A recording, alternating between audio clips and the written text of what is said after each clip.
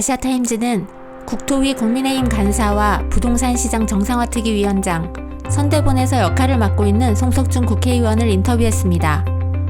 송 의원은 3월 9일 대선에서 정권교체를 통해 주택시장 정상화의 기틀을 제공하겠다고 포부를 밝혔습니다. 문재인 정부 5년간 우리 대한민국에는 당초 기대했던 거랑 달리 한 번도 경험해보지 못한 많은 혼란과 어려움이 가중되어 왔습니다. 민생 도탄, 경제 파탄, 세금 폭탄, 이 3탄의 현상이 우리의 삶을, 경제를 어렵게 하고 있습니다. 이번 3월 9일 날 대통령 선거를 통해서 확실히 바로 잡아야 된다고 생각합니다. 그동안의 우리 대한민국의 역사에 중요한 시대 전환기 때마다 시대의 정신을 잘못 읽고 민심을 잘못 읽어서 역사의 퇴보를 거듭했던 과거의 역사적 전철의 악순환을 고리를 이번 선거를 통해서 확실히 뽑고 대한민국이 그동안의 성취와 발전을 토대로 새롭게 더욱 발전하고 도약할 수 있는 그러한 토대를 마련하고자 합니다. 국민의힘 선대본부 수석총괄 부본부장으로서 대선 승리 각오도 들어봤습니다. 지난 경선 캠프에서는 윤석열 후보의 주택정책본부장 겸 기획본부장을 맡으면서 정치에 처음 입문하는 바로 윤석열 후보에게 여러 가지 자문을 하면서 최종 국민의힘 대통령 후보가 되는데 나름대로 역할을 했다고 생각을 합니다.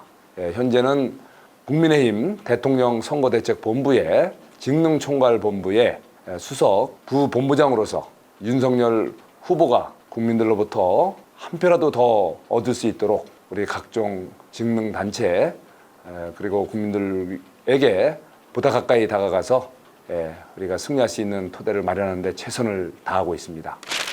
부동산 문제에 대안도 제시했습니다. 전면적인 주택정책의 재검토가 필요하다고 생각을 합니다. 우선 시장을 중시하는 그런 정책으로 과감하게 전환할 겁니다. 문재인 정부에서 바로 과도한 투기억제라는 이런 목표하에서 보유세든 거래세든 과도하게 인상된 세제를 합리적으로 조정해서 현실적으로 부담이 가능하고 또 원활하게 거래가 그리고 공급이 이루어질 수 있도록 세제 합리화에 중점을 둘 것입니다. 필요하다면은 규제 개선뿐만 아니라 다양한 이런 금융 세제 인센티브도 적극 제공할 계획입니다. 또한 임대 주택도 다양하게 민간 부문에서도 이루어질 수 있게끔 임대주택 사업자 제도도 전면적으로 재검토해서 필요하다면은 부활시킬 건 부활시키고 또 과도한 이익이 발생하는 부분에 대해서는 세제를 합리적으로 가동시켜서 과도한 이익이 발생하지 않도록 할 계획입니다. 특히 그 주거 취약계층을 위해서는 보다 양질의 공공임대주택을 국민들에게 제공함으로 해서 주거 약자들에게도 정말 집 걱정 없이 안심하게 살 수 있는 그런 시대를 열 것입니다. 이어 윤석열 후보의 주택정책 공약도 들어봤습니다.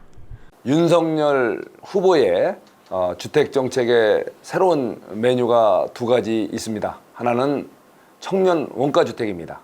우리 미래 세대들 20대, 30대들을 위해서 3기 신도시 또는 도심지로부터 이런 광역교통망으로 연결이 되는 지역에 시세보다도 훨씬 싼 주택이 청년들을 위해서 공급될 수 있도록 약 30만 호를 계획하고 있습니다. 물론 다자녀 가정의 경우에는 40대, 50대에게도 일부 이런 혜택이 들어갈 수 있도록 운영도 유연하게 할 그런 계획입니다.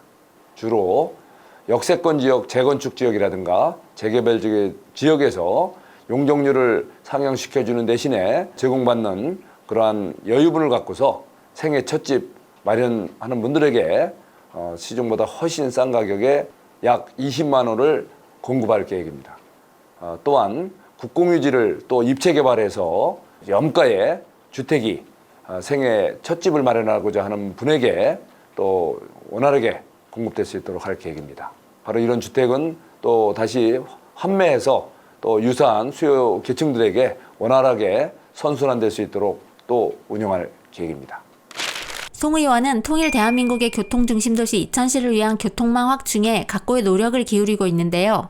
추진 상황에 대해서는 그동안에 성남장원 자동차 전용도로 609가 예비 타당성 조사를 통과하지 못했다는 이유로 이게 삭제되었다가 제가 21대 국회에서 가장 정말 어려운 과제였지만 해결을 했습니다. 성남장원 609가 109, 209로 나뉘어서 6-109에 127억의 예산이 금년 22년에도 반영돼서 투입되고 있고, 그리고 6-209에도 168억 원이 예산이 확보돼서 투입될 그런 예정에 있습니다. 이천과 광주 경계 지역으로 제2 외곽순환고속도로가 지금 활발하게 건설 중에 있습니다.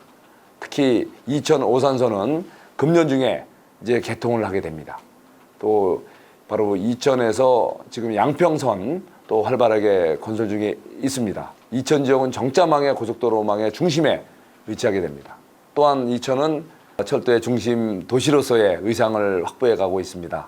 2021년 연말에는 바로 중부 내력선의 일부인 이천 충주선이 개통되었습니다.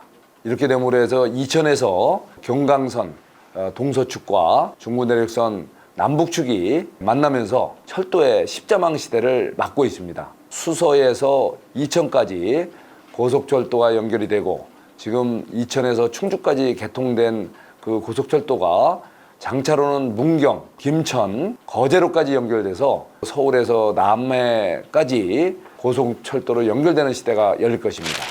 끝으로 상생과 조화의 정치 철학도 피력했습니다. 갈등 속에서도 서로가 결국은 타협을 해야 하는 것이 바로 정치이고, 타협 과정에서 가장 중요한 것이 상생과 조화의 정신이라고 생각을 합니다. 목표는 좀 다르지만 결과적으로는 서로 상대방 입장을 존중하고 서로 경청하면서 상대방 입장에서 서로 합리적인 대안을 제시하면서 결국은 타협해 낼 때 우리 사회가 한층 더 발전하고 정치 세력 간의 서로 목표가 한 단계 더 성숙해 가면서 새로운 지역 그리고 대한민국을 만들어갈 수 있다고 저는 생각을 합니다. 중앙정치에 있어서도 상생과 조화의 정치 철학을 발휘해서 바로 여야가 한 발 물러나면서 오히려 국민의 입장에서 또 시대 정신을 제대로 반영하면서 보다 성숙된 대한민국이 될 수 있도록 그런 정치를 하시다는 말씀을 드립니다. 검은 호랑이의 해 이민년 새해가 밝았습니다.